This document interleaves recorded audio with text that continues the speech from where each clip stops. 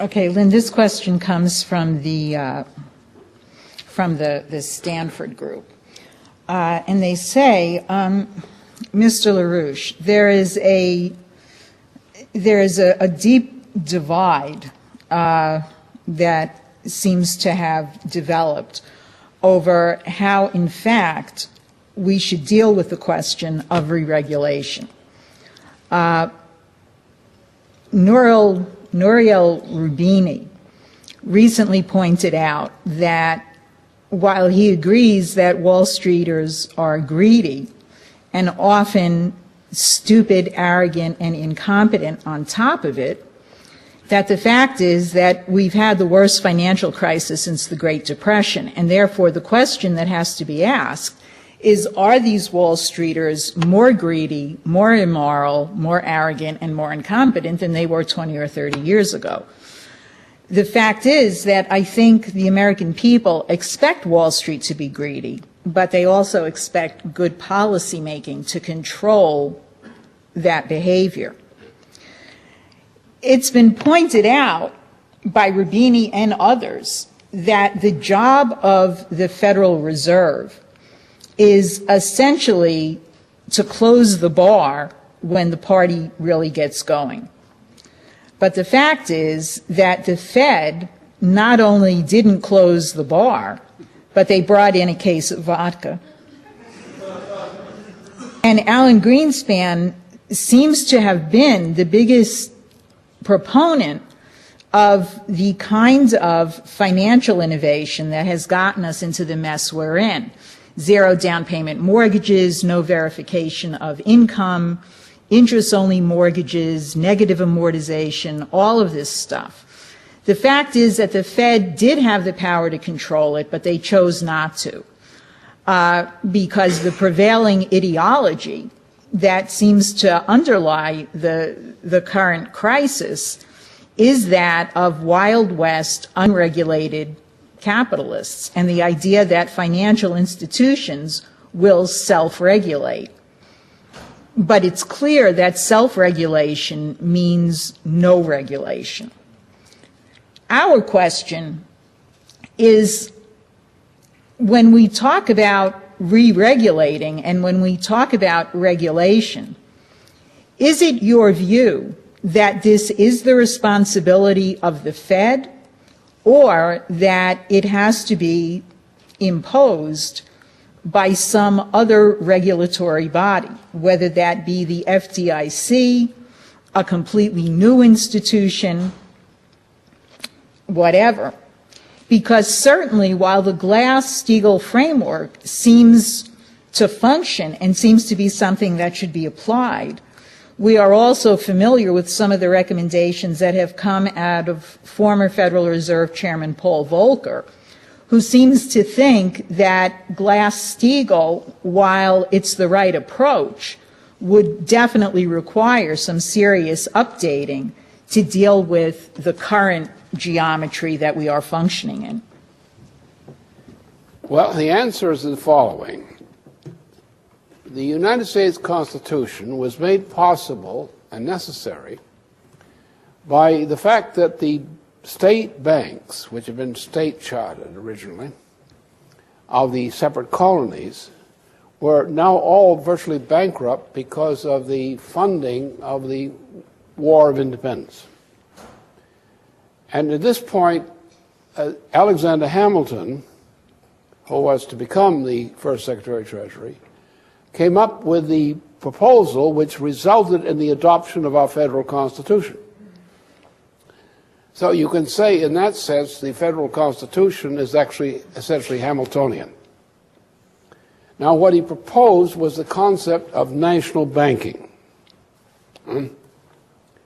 That is, that you have an intermediary agency, because of the nature of finance, between the federal government and its treasury and private banking and semi-private banking. You have an intermediary institution, which is a regulatory agency, which facilitates the integration of the function of government on the one side as a separate from this, and on the other side, the private banking aspect. And this is the American system. Now, you have to recognize a couple of things that are involved here in the line of the proposition, the question you posed, which affect this. First of all, you have to know that Andy Jackson was no damn good. And once you accept that, you're on the way to seeing things. What did Andy Jackson do? Andy Jackson was an agent of Aaron Burr. Aaron Burr was a traitor and a British agent. And Andy Jackson worked for him. Now, what did Andy Jackson do as president? Andy Jackson was the vehicle for Wall Street and London interests in shutting down the Bank of the United States, the American banking system. And they brought in what was called the loan bank, the land banks, which in 1837 resulted in what was called the Great Panic. So actually the United States was a victim of a target of a British operation, the same operation behind the slavery in the United States, which Van Buren, the later president, was part of for this thing, the land banks. And it broke the power of the United States to finance its own society. And it was done on behalf of the guy who owned Andy Jackson at the time, Martin Van Buren, who set up the land bank system and shut down the national banking in the United States, the second national bank. We now reached a point, so I don't think Andy Jackson is a good image for the Democratic Party, because the Cherokee might have something to say about it, too. He was part of the process of getting them killed and sent into slavery. So the point is, what we need to get back to national banking. And what's that mean? At this point, the Federal Reserve System is implicitly bankrupt in respect of its functioning as a chartered organization under federal law. That means it automatically goes into receivership to the government, the federal government. What do you do?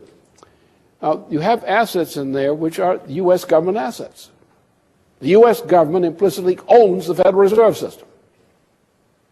It is not an independent agency. It's bankrupt. We take into account all its obligations. So the federal government simply has to have one act. The Third National Bank of the United States. You put the Federal Reserve System not only into receivership, but in a form of receivership where the assets of the U.S. government, which own the Federal Reserve System, are now put in the custody of a national bank, using the precedent under which which inspired the adoption of the U.S. federal Constitution to deal with the problem of the local state-chartered banks in the aftermath of the Revolutionary War. Now you go to a national banking system under which the federal government uses a national bank as the interceding party between the federal government's functions and the general banking function with foreign banks and so forth and so on, as Hamilton laid it out. The thing's bankrupt. Put it into bankruptcy. Bankruptcy is not a bad idea, you know.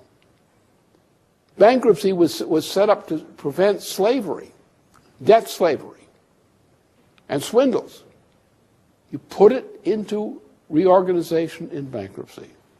And the federal government, since the federal government is the chief creditor of the Federal Reserve System, we do two things. First of all, we end the Federal Reserve System's function of uttering notes in the name of the United States government. We go back to the utterance of currency by the Treasury. And credit by the federal government under an act of Congress. To create credit under our Constitution, you must get a bill through the House of Representatives and with the approval of the Senate and on the initiative and approval of the President to sign that bill. That's how you're supposed to print money or utter money in the name of the United States, not through some intermediary which takes over that job. and adapts us to the international British system. He put the Federal Reserve System into receivership and use it as a subsidiary feature, its assets, as a subsidiary feature of national banking. Now we can take, instead of bailing out this thing and bailing out this thing, what we simply do, we use the power to create credit by the federal government and use that credit to assist bankrupt institutions in being put through bankruptcy reorganization. We don't bail out. We salvage. No more bailout. No more Federal Reserve helicopter money. No more bailout. We reserve the credit of the United States not to waste it as we're doing now on a great scale, but you now use the credit of the United States as a weapon of organizing investment to rebuild the economy. Huh? You know, right, let's take the case of General Motors and so forth. Look what happened. In 2005, I was on two projects, which started at November 11th, 2004. And it was an adjunct of what I'd been doing in support of the Kerry campaign, for presidential campaign. So the Democratic Party was folding up. On November 11th, they were folding up. We had a meeting in Washington. And I proposed that we save the Social Security system. And this was picked up by some Democrats.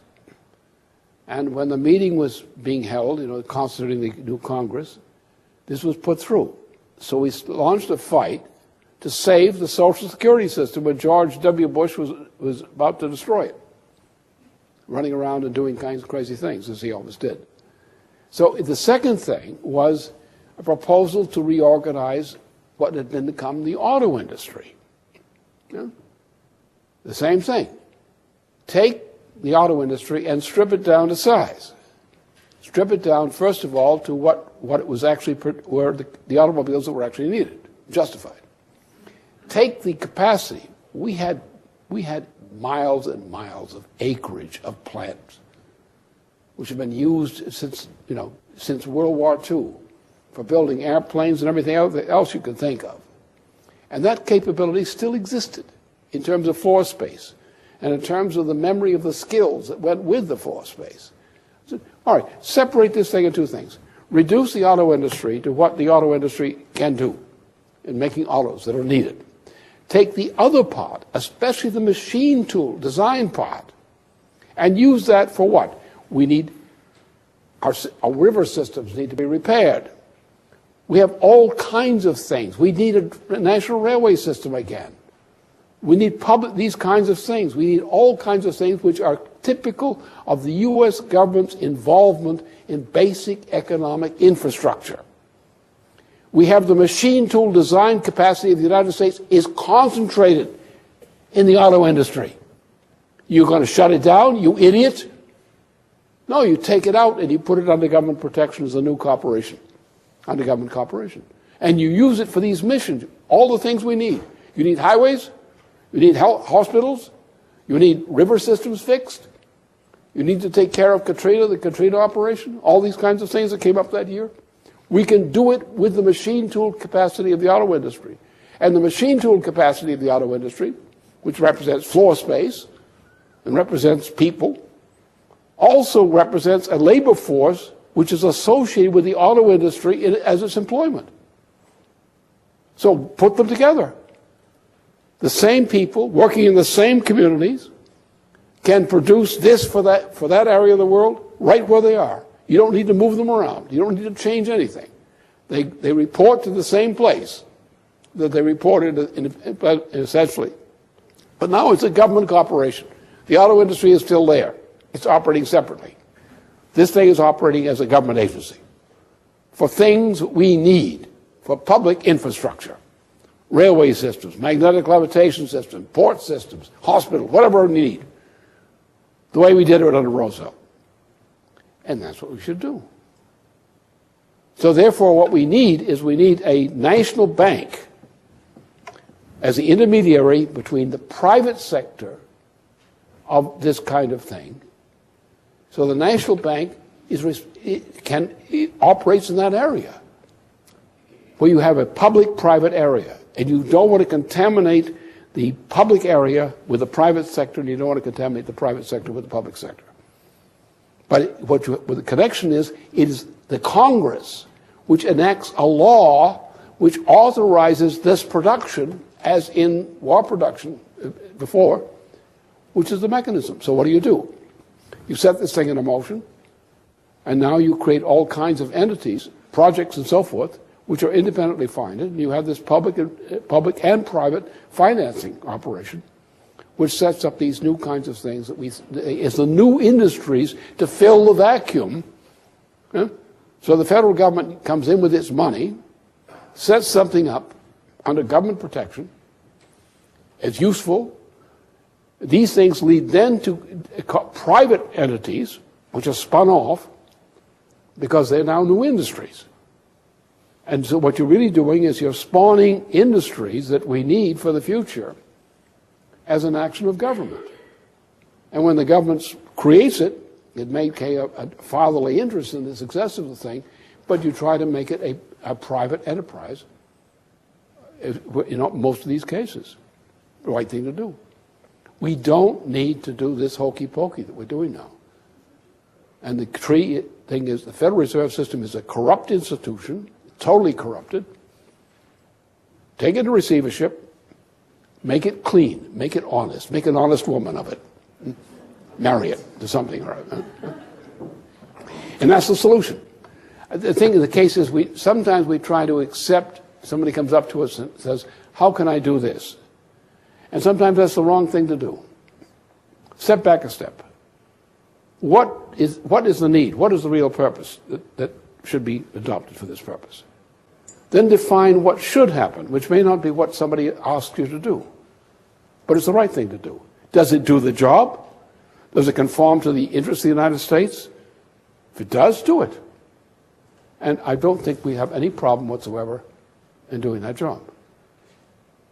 We'll have a lot of problems in implementing it. But in principle, there's no problem in doing the job. We have to get people who are doing worthless things now. Look at our labor force. What section of the labor force is actually productive, that's so-called employed? Very little. We need to transform the labor force composition so we have people in producing useful things, physical things, scientific progress, all that sort of thing. We need to promote federal activity in this area. We need also to create spin-offs of new private industries which will fill the gap, and you have to get them started. So the government should be starting these things or helping them get started. And that's what we do. Keep it simple.